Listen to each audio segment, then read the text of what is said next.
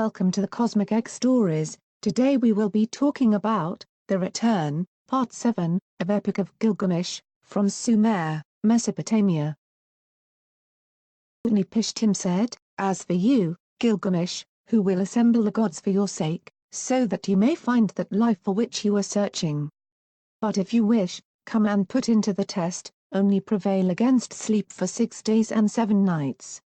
But while Gilgamesh sat there resting on his haunches, a mist of sleep like soft wool teased from the fleece drifted over him, and Utnapishtim said to his wife, "Look at him now, the strong man who would have everlasting life, even now the mists of sleep are drifting over him."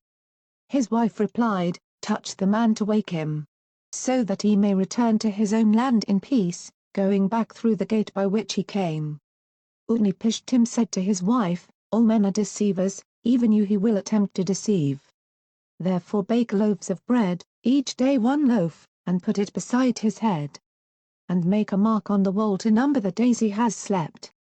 So she baked loaves of bread, each day 1 loaf, and put it beside his head, and she marked on the wall the days that he slept. And there came a day when the first loaf was hard, the second loaf was like leather, the third was soggy, the crust of the fourth had mold, the fifth was mildewed, the sixth was fresh, and the seventh was still on the embers. Then Utnapishtim touched him and he woke. Gilgamesh said to Utnapishtim the far away, "He hardly slept when you touched and roused me." But Utnapishtim said, "Count these loaves and lean how many days you slept, for your first is hard, your second like leather, your third is soggy, the crust of your fourth has mold, your fifth is mildewed, your sixth is fresh and your seventh was still over the glowing embers when I touched and woke you." Gilgamesh said, "What shall I do? O Utnapishtim, where shall I go? Already the thief in the night has hold of my limbs, death inhabits my room. Wherever my foot rests, there I find death." Then Utnapishtim spoke to Urshnabi the ferryman, "Woe to you Urshnabi, now and forevermore you have become hateful to this harborage. It is not for you, nor for you are the crossings of this sea. Go now, banished from the shore. But this man before whom you walked, bringing him here, whose body is covered with foulness and the grace of whose limbs has been spoiled by wild skins, take him to the washing place, there he shall wash his long hair clean as snow in the water, he shall throw off his skins and let the sea carry them away, and the beauty of his body shall be shown, the fillet on his forehead shall be renewed, and he shall be given clothes to cover his nakedness. Till he reaches his own city and his journey is accomplished, these clothes will show no sign of age, they will wear like a new garment." So Urshnabi took Gilgamesh and led him to the washing place, he washed his long hair as clean as snow in the water, he threw off his skins, which the sea carried away, and showed the beauty of his body. He renewed the fillet on his forehead, and to cover his nakedness gave him clothes which would show no sign of age, but would wear like a new garment till he reached his own city, and his journey was accomplished. Then Gilgamesh and Urshnabi launched the boat onto the water and boarded it, and they made ready to sail away. But the wife of Utnapishtim the far away said to him, "Gilgamesh came here wearied out, he is worn out. What will you give him to carry him back to his own country?" So Utnapishtim spoke, and Gilgamesh took a pole and brought the boat into the bank. "Gilgamesh, you came here a man wearied out, you have worn yourself out. What shall I give you to carry you back to your own country?" "Gilgamesh, I shall reveal a secret thing, it is a mystery of the gods that I am telling you.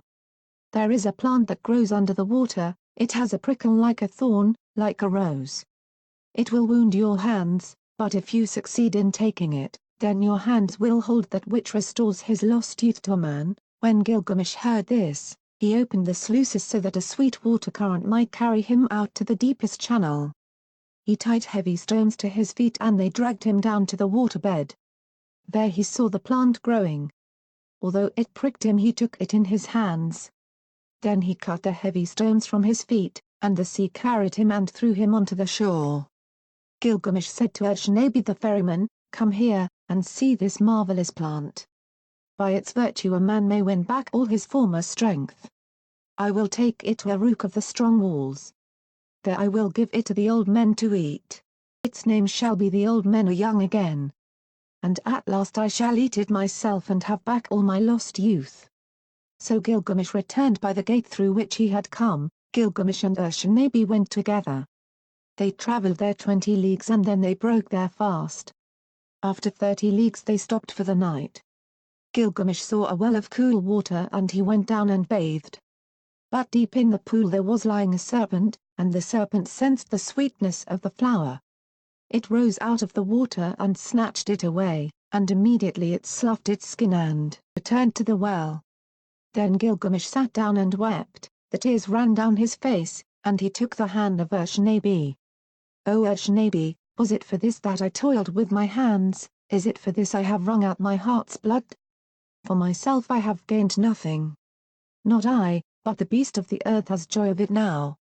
Already the stream has carried it 20 leagues back to the channels where I found it. I found a sign and now I have lost it. Let us leave the boat on the bank and go." After 20 leagues they broke their fast, after 30 leagues they stopped for the night. In 3 days they had walked as much as a journey of a month and 15 days. When the journey was accomplished they arrived at Uruk, the strong-walled city. Gilgamesh spoke to him, to Ur-Shanabi the ferryman, "Ur-Shanabi, climb up onto the wall of Uruk, inspect its foundation terrace, and examine well the brickwork. See if it is not of burned bricks. And did not the 7 wise men lay these foundations? 1/3 of the whole is city, 1/3 is garden, and 1/3 is field, with a precinct of the goddess Ishtar. These parts and the precinct are all Uruk."